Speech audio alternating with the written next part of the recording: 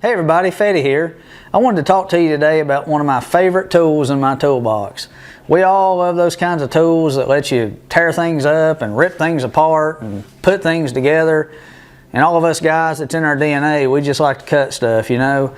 But what I really like to do is put that finishing touch on something I've been working on and make it look pretty. I don't know, maybe it's the chick in me, but I just like to make my projects look nice and make them look pretty. And that's what this system here allows me to do. What this is a self-contained HVLP spray system. This one's made by Fuji spray, and this is the Mini-Mite 4, and it's a HVLP, high volume, low pressure. You know, I've been around spray painting all my life, everything from a crackle can to, you know, Daddy always had an old car he was wrenching on or painting on, and some of my earliest memories are shooting candy apple red lacquer on an old Camaro being pushed by a homemade air compressor. So what I can tell you is the technology in spray systems has come a long way in the decades since then.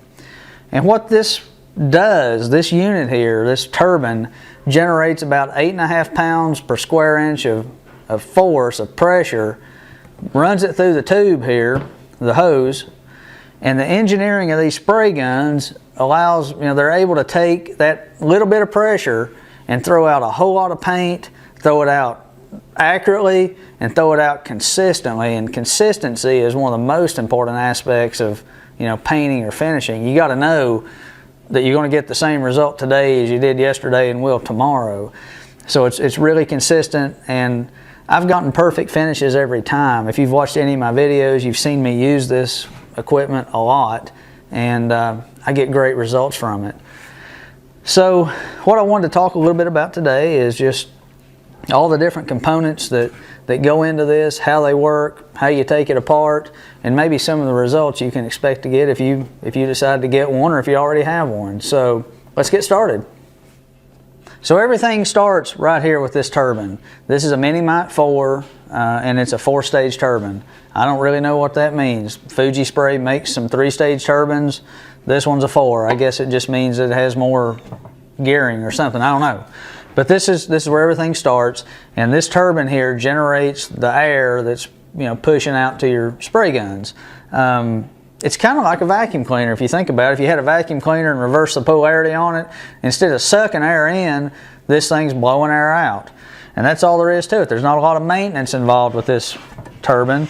There's a couple of filters on the side right here, and you just from time to time pull these filters out, wash them out a little bit, and stick them back in. Other than that, all you're doing is just plugging it in and turning it on. Now, on the front here is kind of your outlet for your air, and your hose right here, it looks like just a hose fitting like you'd put on your spigot at your house. It just goes on the front and screws down. Just kind of, you don't have to have a wrench or nothing, just get it tight with your hand, and that's fine. So that's all there is to that part. Now when I ordered this system, it came with the turbine, the hose, and I ordered mine with a gravity cup spray gun. I don't know how many ounces that is. It's a little bit less than a pint, I guess. And that's what you get. You know, you get a cleaning kit and a viscosity cup and a couple things like that, but that's essentially what comes when you order. I liked it so much that in time I bought another spray gun, and the reason I did that is now what I do is I only spray paints out of this one, and I only spray polys and stains out of this one. And I'll talk about it in a minute, but I've got each one of them set up with the proper needle for that application. You don't have to do that. I mean, I got along with this one just fine for a really long time, but having two kind of saves me kind of break down and switch over and set up, and lets me just kind of keep the workflow going.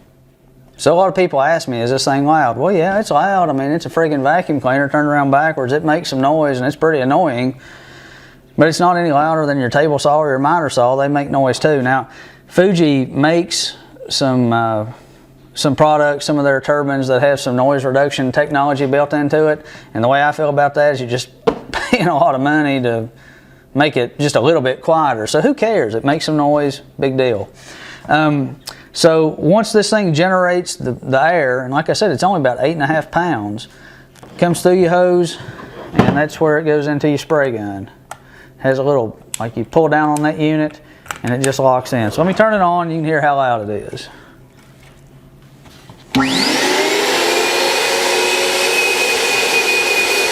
So yeah, it's kind of loud, it makes a little bit of noise, but I'm standing right in front of it with this mic on.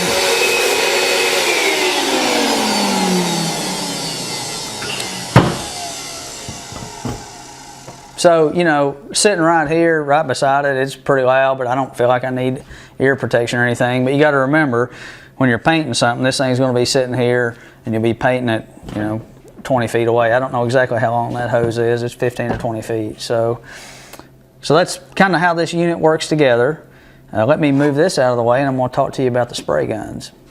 A lot of the beauty in this spray gun is its simplicity. There's not a whole lot of adjustments you have to make. There's basically 2 adjustments. On the back, there's a knob that you turn which will control your flow of your material, your paint or poly or whatever. And then on the front, there's a knob that controls the fan, how wide of a spray you'll have. Now this flow control, if you back it out counterclockwise, that sends more material out the nozzle. If you turn it clockwise, it constricts down the flow. On the fan, if you turn the knob, you know, you're painting this way, if you turn the knob toward you, it opens the fan up a lot.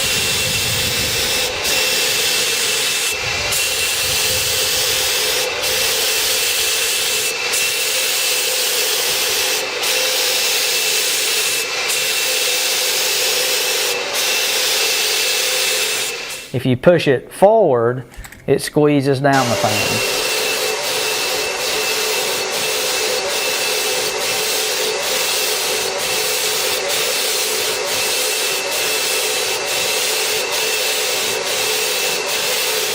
What I like to set mine at is about 1/3. I pull it back and open it up about 1/3. And that gives me a good fan combined with the amount of material that's coming out for me to paint the way I like to. Of course, painting, it's all about technique. It depends on how far back you're holding your gun from your material. Depends on the speed that you're moving, and you have to be consistent. So painting is really about technique and practice, and I recommend anybody getting started in this, just shoot paint. Just shoot a lot of paint. This gun will tell you if you're doing something wrong. You'll know it right away. So that's the beauty of this. It's not very complicated and having to make a lot of different adjustments on the spray gun. Now, the cup, it's a gravity fed cup, and there's really nothing to it. It has a lid, but really important, inside of the lip of that lid right here is a little rubber washer, and you got to get that in there the right way, because that makes a seal on this cup. And if you don't have it in there the right way, or you don't have a good seal, what will happen is you'll start losing pressure in your cup. It'll affect your spray coming out, but worse than that, it'll start pushing material, your paint or your poly or whatever, will start dripping down your cup, and you won't know it until you're going along wondering what's wrong, and you blob a big gob of poly on your surface, and then life changes forever. So, you know, just make sure you have your washer on the inside of the cup properly. Now, the way this works, you have your air coming in right here, and it does its magic inside this spray gun, and it sends air through this hose here into your cup, and it pressurizes that cup. Now on this hose is a check valve, and it only lets movement go in one direction. And I think the reason is so if you accidentally turn your cup upside down and you get paint coming down through here, it'll stop it and protect the inside of your spray gun. It'll ruin that check valve, but it'll protect the inside of your paint gun. So taking this thing apart is really easy, and cleaning it. Now, if you're painting a lot, if you're painting today and you know you're going to paint tomorrow, it's perfectly acceptable to rinse your cup out several times with some warm water, and then fill it up, hook it up, and spray water. You know, just hold it down and spray for a minute or two and clear out, you know, all the paint and clean it out that way. It's okay to do that, but don't do that if you're going to put this thing away for the winter. In fact, I clean mine, I break it down every single time. It doesn't take that long and it's pretty easy to do, and you know it's clean. Taking this thing apart, it's nothing to it. Your gravity gun has a little screw on the side right here. I don't know if you can see that, but I'm just unscrewing that right here. Then the cup's off, and you can clean it out. You can take your little brush and clean inside the outlet tube here and clean that out, and you can clean it. The front here, where your needle and all that assembly is, just take that apart, turn it counterclockwise. This cap will obviously fall off, okay? Then come to the back here and go ahead and back that flow control all the way out. Now be careful, there's a spring in there. Okay, see the spring? Now once that spring's out, you can come to the front of your gun with a little crescent wrench, and there's, I don't know the parts, I'm sorry, I don't know the names of these things, but there's a little retaining, I don't know, there's a little thing on the front, and you just turn it counterclockwise, and it cinches down twice. So the first time you break it free, you got to do it again. So what I mean by that is, you saw it break loose there a second ago. I've got to do it again to kind of get it to turn. Okay.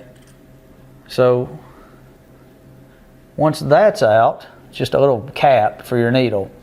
You got to clean the inside of that real good too. Run water through it and take your little brush. And then your needle right here, if you can see it, you just push your needle, it comes out the back. At that point, you can run water down through here, and it comes out the front, and put water in through there, and take your brush and go to town with it. So you do that a few times, this thing cleans up really nice, and you don't have to worry, you know, just paint or polish set up in there and gum everything up. Putting it back together, really easy. Just take this little thing here. I don't know if you can see that. Take this little needle cap or whatever that thing's called right here. Just want to screw it in to the front. Take your crescent wrench, tighten it down. Now tighten it, but don't torque a piss out of it now. You'll never get it back off. So just tighten it good. Okay, once that's done, you come to the back of your gun with your needle right here. There's a hole inside of it. You run it through like this. Make sure it kind of comes through the trigger here. Push it all the way in. Take your spring. Take that cap right there. Tighten her down.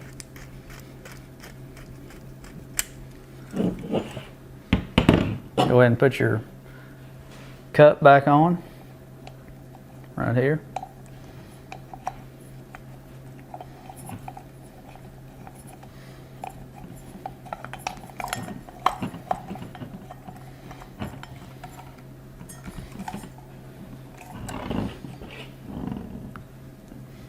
Take this little spray cap or whatever that is, put it on, and come in with this top part, screw it down, and you're done. Now, one of the things that I failed to mention a minute ago is, you know, sometimes when you're painting, you want the fan to be this way, and sometimes you want it to be that way.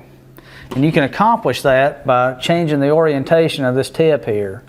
Now, when the tip is going straight up and down, that means your fan will be in this direction here. It'll be like this. And if you move the tip to where it's flat, like this, your spray will be the opposite. So really 3 adjustments on this spray gun: flow, fan, and orientation of the fan. That's all there is to it. This spray gun really not much to it either. You have a cup, okay? Have this down tube here. You have a filter that goes on it. Okay. Put the unit together like this. Has a little thing there that you kind of tighten it down with. All the other controls work the same with the flow and the fan and the orientation of the flow, or the orientation of the fan. And taking it apart, you've got the only thing that's different is taking the cup off. You got a nut right here. You just want to turn it clockwise, and your whole cup comes apart.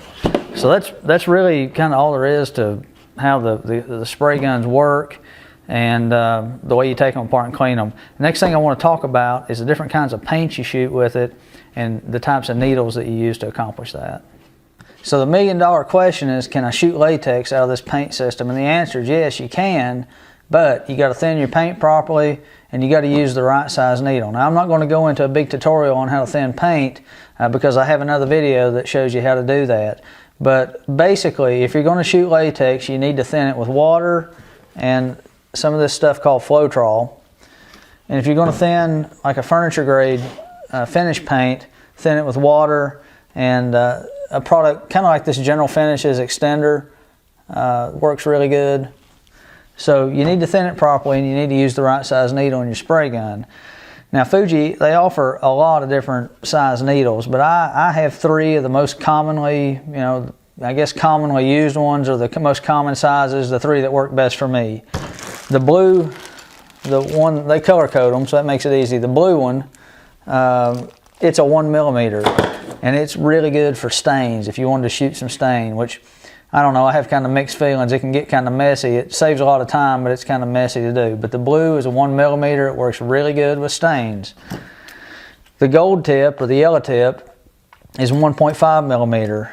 And that's what I shoot poly with, and it works really good. It does a great job with poly. I use like a water-based polyacrylic, and it just does really good coming out of this gun with this needle.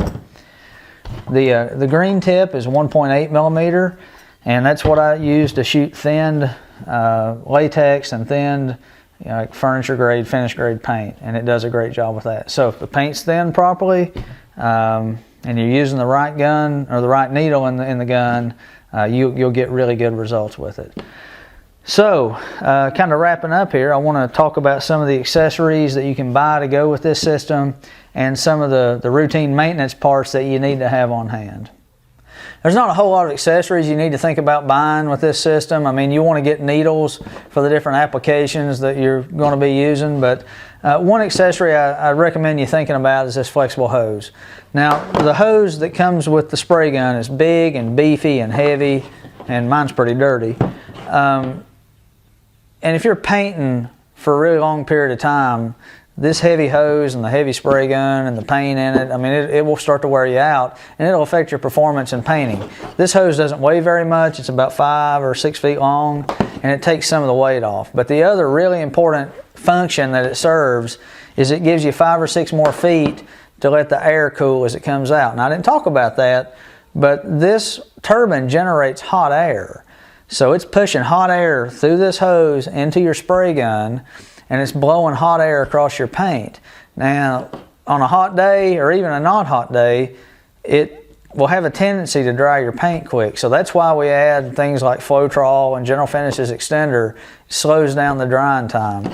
So what this flexible hose does is it gives you 5 or 6 more feet to let the air cool down just a little bit more. So that's a worthwhile investment. Now, some of the other things you need to have on hand, you need to have some extra rubber washers that go in the cap of the gravity cup. These tubes with the check valve on it, you need some of those to have on hand.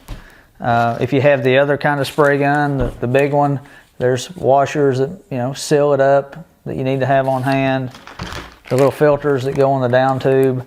Just any of those things that look like they'd wear out, you need to have an extra on hand. Now, this stuff don't wear out real often, but when they do wear out, you need it. And if, like in the case of these little check valves, the spray gun will not function if you don't have that on there. So those are the kinds of accessories or spare parts you need to have on hand to keep work moving. So closing thoughts on this machine is that I love it. I've gotten great results from it ever since it came out of the box. Factory quality results. Now, it's an investment. I'm not going to lie to you, they're not cheap, but I haven't regretted making this purchase 1 minute. So I'll put a link in the description box of this video that you can click on, maybe go read a little bit more about it. Hope you enjoyed the video, maybe learned something. As always, if you like my videos, remember to give me a thumbs up, leave me some comments, and subscribe to my channel. Thanks for watching.